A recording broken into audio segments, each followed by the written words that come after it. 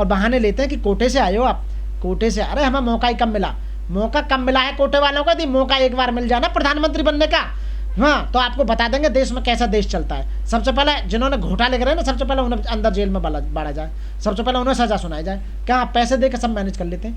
जिसको पैसा है, जिसके पास, नानी पालकी वाला जो सुप्रीम कोर्ट के वो थे एडवोकेट, उन्होंने कहा था यदि आपके पास पैसा नहीं है तो आप भारत की न्यायालयों से न्याय की उम्मीद न करना, ये उन्होंने कहा था।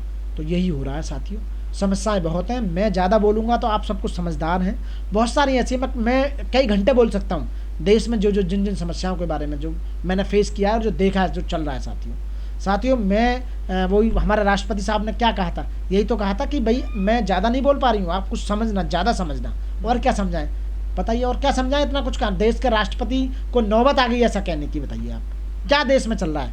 देश गर्त में जा रहा है, युवाओं को गर्त में झोंका जा रहा है, इन्हें पता नहीं है।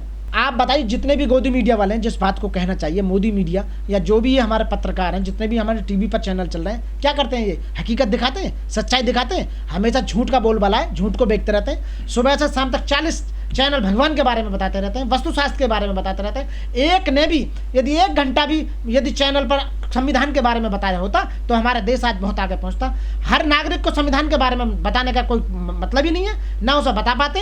क्यों नहीं बता पाते? कि संविधान के बारे में बता दिया तो जागरूक हो जाएंगे ये लोग। उन्हें किसी शिक्षा के बारे में, जो शिक्षा हमें 12वीं तक मिल जानी चाहिए थी, वहाँ पूरा संविधान के बारे में पता लग जाना चाहिए था। आईपीसी के बारे में पता लग, क्राइम बच्चे को पता नहीं है किस क्राइम की क्या सजा होती है, आईपीसी तो 12वीं की क्लास में ही पढ़ा देनी चाहिए। तो समस्याएं बहुत ज़्यादा हैं, ये प्रॉपर तरीके से काम नहीं कर रहे हैं। सरकारें अपने आप को बनाए रखने के लिए लोगों को एज इट इज रखना चाहती हैं, लोगों को सुधार नहीं करना चाहती हैं बिल्कुल भी। लोग ये कहते हैं कि लोगों का सुधार नहीं हो जाना चाहिए, ये गरीब रहने चाहिए, एक एक चीज़ को तरसने चाहिए, महंगाई को आगे बढ़ाओ, रोजगार खत्म करो। जिस जनता को गुलाम बनाना है उसका पहले सबसे पहले फाइनेंशियली तोड़ दो, उसका सबसे पहले रोजगार खत्म कर दीजिए, उसको बीमार बनाने का काम कीजिए। तो समस्याएं बहुत हैं जहाँ इंटेंशन सही नहीं है सरकारों की। संविधान में तोड़ मरोड़ कर 30 से ज़्यादा रिजर्वेशन पे आपने अमेंडमेंट कर दिए हैं, और जहाँ के सुप्रीम कोर्ट और हाई कोर्ट पर जो न्याय देती है, आप बताइए वो पार्शलिटी करते हैं। ये रिजर्वेशन का मुद्दा आता है तो उल्टा सीधा मोड़ते रहते हैं। समस्या क्या आप चाहते हो देश डेवलप हो जा? नहीं, डेवलप जब होगा जब यहाँ का हर इंसान डेवलप होगा। पहले हर इंसान को बराबर में लाया जाएगा, लेकिन ऐसा नहीं।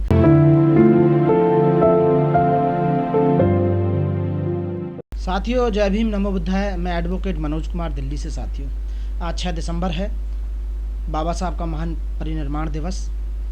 बड़े दुख का दिन है।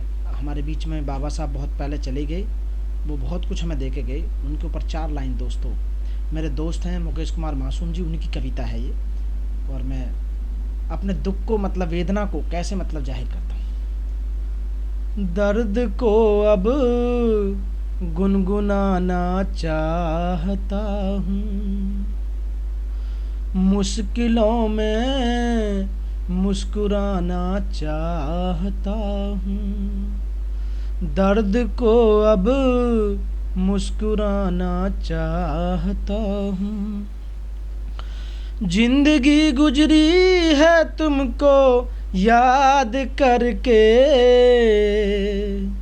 जिंदगी गुजरी है तुमको याद करके, अब मैं तुमको याद आना चाहता हूँ। मुश्किलों में मुस्कुराना चाहता हूँ। दर्द को अब गुनगुनाना चाहता हूँ। जाति धर्मों में बटा है देश मेरा,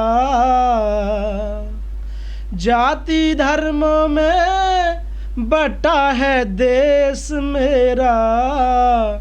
गीत समता के मैं गाना चाहता हूँ, गीत समता के मैं गाना चाहता हूँ। मुश्किलों में मुस्कुराना चाहता हूँ। बाबा साहब क्या चाहते थे? शोषित दलितों और बहुजनों को,